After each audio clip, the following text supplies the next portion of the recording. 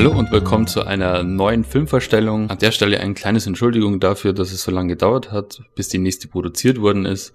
Da kam einiges dazwischen. Unter anderem waren Dennis und ich auf einem Filmfestival. Dazu wird in Kürze ein kleineres Special folgen oder auch ein längeres. Das soll heute nicht das Thema sein. Ich möchte nämlich heute über den Crime-Thriller Blood Simple aus dem Jahr 1984 sprechen, der gleichzeitig das Debütwerk der Coen Brothers darstellt. Die Coens dürften den meisten ja irgendwie ein Begriff sein, eben durch Filme wie zum Beispiel Fargo oder natürlich Der Big Lebowski. Und wieso ich Blood Simple für diese kleine Filmempfehlung rausgesucht habe, hat eben vor allem damit zu tun, und da möge man mir verzeihen, dass ich ein klein wenig ausholen muss, weil ich immer wieder von anderen höre, sowas wie, naja, der Debütfilm von Regisseur XY, das interessiert mich jetzt nicht so gut wie heute, hat er in seiner Anfangsphase des Filmemachens sein Handwerk wahrscheinlich noch nicht beherrscht. Und so eine Annahme finde ich zum Beispiel mal komplett falsch. Das habe ich in letzter Zeit vor allem oder in den letzten Jahren häufig deshalb gemerkt, weil ich viele Erstlingswerke von Regiegrößen wie Martin Scorsese, Paul Thomas Anderson oder Steven Spielberg nachgeholt habe. Und ja, dass so ein Debütfilm natürlich nicht das nötige Budget hat, um so auszusehen wie die späteren Hochglanzprodukte der eben genannten Regisseure, ist sowieso klar. Aber eben genau diese Tatsache ist dann häufig der Grund, warum sich Regisseure ja grenzenloser Kreativität bedienen müssen, um eben aus einem günstigen Film einen trotz allem gelungenen zu machen. Und das hat zum Beispiel Steven Spielberg geschafft mit seinem Debütwerk Duell. Ihm ist es da gelungen, einen einzigartigen und gleichzeitig extrem spannenden Film zu inszenieren, der mit einer einzigen simplen Prämisse aufwartet, nämlich ein Mann ist mit seinem Auto auf einer einsamen Landstraße unterwegs und wird plötzlich von einem Truck verfolgt, und das über die komplette Länge des Films hinweg. Ein grandioser Film. Wer möchte, kann dazu gern mal meine schriftliche Filmrezension im Blog nachlesen. Um die Klammer jetzt zum eigentlichen Thema zu schließen, zurückzukommen, kann ich nur sagen, dass Blood Simple eben auch zu dieser Kategorie Debütfilm gehört, finde ich. Ja, auf das Wieso und Weshalb werde ich dann gleich nach einer kurzen Inhaltsangabe zum Film genauer eingehen, wie das ja immer so hier abläuft. Eine Spoilerwarnung wird jetzt diesmal nicht nötig sein. Zwar werde ich ein paar Details zur Handlung preisgeben müssen, aber diese wirklich nur bis zu dem Zeitpunkt, von wo ab die Handlung dann eben erst so richtig in Fahrt kommt. Und wer den Film bisher noch nicht gesehen hat, der kann guten Gewissens weiterhören. Die Handlung von Blood Simple spielt im provinziellen Texas und dreht sich um den Barkeeper Ray, gespielt von John Getz, der da ein heimliches Verhältnis mit der Frau seines Chefs hat. Sie wird gespielt von Frances McDormand und besagter Chef von Dan Hedaya, und wie das eben oft so läuft, bekommt der betrogene Ehemann durch Dritte Wind von der ganzen Sache. Gekränkt und enttäuscht wie er ist, tut er also was? Natürlich beauftragt er einen Privatdetektiv bzw. Killer, der dem Pärchen den Garaus machen soll. Und das Ganze im Gegenzug von $10.000 Kopfgeld.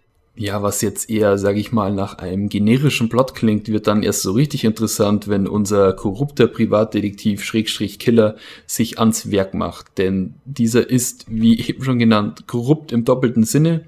Der lacht sich dreckig ins Fäustchen, er fingiert den ihm aufgetragenen Mord, kommt mit gefälschten Beweisen zurück, kassiert obendrein noch das Kopfgeld und tötet stattdessen seinen Auftraggeber, um auch noch den einzigen Zeugen, der von dem Deal überhaupt wusste, aus dem Weg zu räumen. So, an dieser Stelle der Handlung haue ich jetzt erstmal einen Cut rein. Mehr sollte man über die Story wirklich nicht erfahren.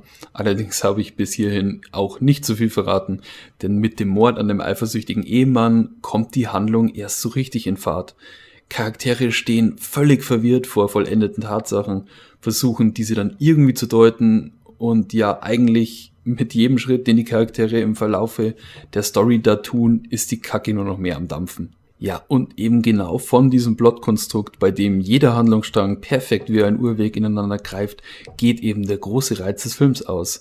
Dabei haben sich die Coens dem erzählerischen Mittel des Suspense bedient, durch das wir als Zuschauer den Figuren des Films immer einen Schritt voraus sind, wir quasi wissen, welche Gefahren auf sie zukommen im Laufe der Handlung und die Spannung sich eben daher aufbaut, weil wir darauf hoffen, dass die Charaktere nicht in die ihnen bevorstehenden Fallen tappen. Um es mit Hitchcocks Worten auszudrücken, mehr Spannung für den Zuschauer bei gleichbleibenden Produktionskosten. Zwar hat Blood Simple schon in gewisser Weise den dreckigen Look eines Debütfilms, aber dass die Jungs ihr Handwerk auch da schon sehr gut beherrscht haben, merkt man wirklich in jeder Kameraeinstellung. Optisch ist das Ganze sehr in dunklen Bildern gestaltet, also spielt fast ausschließlich nachts und lässt sich so im Genre des Film Noir beziehungsweise, wenn man denn so will, Neo-Noir einordnen, was ich zumindest extrem schick finde. An einigen Stellen im Film findet man da Referenzen ans Kino der 40er Jahre, so wie zum Beispiel eben die mit Neonlichtern ausgeschmückte Bar, in der einer der Hauptcharaktere arbeitet. Oder auch, dass wenn Menschen aufeinandertreffen, geschieht das eben meistens in sehr abgedunkelten Räumen, die nur hier und da vereinzelte Lichtquellen aufweisen und deshalb die Gesichter aller Anwesenden meistens auch irgendwie immer zur Hälfte im Schatten liegen. Ja, und was wäre ein Film noir ohne gewissenlose Charaktere? Der Begriff Hardboiled Detective bekommt da nochmal eine ganz andere Bedeutung. Vor allem ab dem Zeitpunkt, wenn der mordende Privatdetektiv, gespielt von Michael Emmett Walsh, ins Spiel kommt, der da wirklich so eine dreckige, fiese Lache hat, dass einem wahrscheinlich schon Angst dabei wird, wenn man dem Kerl nur beim Frühstücken zuschauen muss.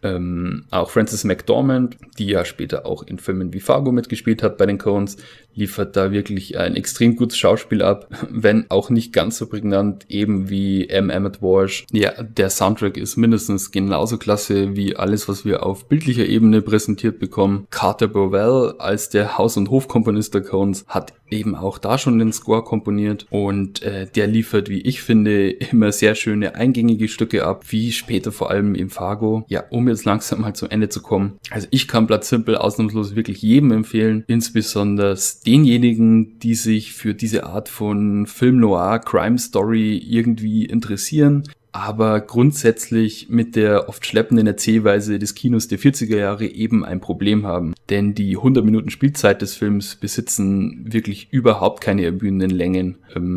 Ich wage jetzt mal wieder einen Schuss ins Leere und behaupte einfach mal, dass wenn man zum Beispiel Filme wie A Simple Plan von Sam Raimi mag, sicherlich auch seinen Spaß mit Blood Simple haben wird. Und genauso kann ich das Ganze auch umdrehen.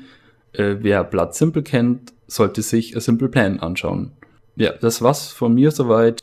Wie immer bleibt abschließend zu sagen, besucht www.altstadtkino.blogspot.de für ältere Filmrezensionen in gesprochener oder geschriebener Form. Ich verabschiede mich für heute und sage bis zum nächsten Mal. Hey, man on the left, man on the right, man, it's a matter of the middle. Take a good look, take a side step, make your brain up to the riddle. All of your mind, both of your ears, take a hard listen to the rebel.